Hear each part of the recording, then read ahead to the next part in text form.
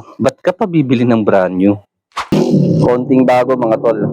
Bale, paubos na yung item nila ate, kaya 50 pesos all items na lang natin nakuha to mga to. So, ba't ka pa bibili ng brand new? Kung ganito yung mga pwede mong makuha sa ukayan, di ba? Marlboro Classics lang naman. Khaki Best.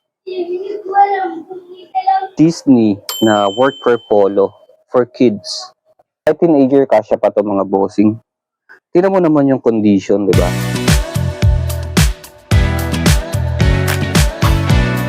H&M na embroidered sweatshirt.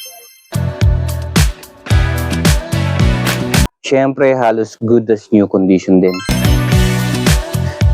Ito talaga yung hinahanap ko nun sa ukay. Kaya nasa kids section ako. Meron kasi tayong sure buyer nito.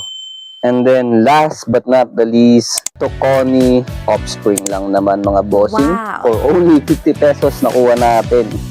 Ito lang yung medyo may issue kasi nababakbak na yung leather sa collars and linings niya.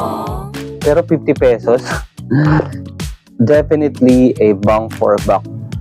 So kung mahilig ka rin sa ukay at wala kang time, PM ka lang.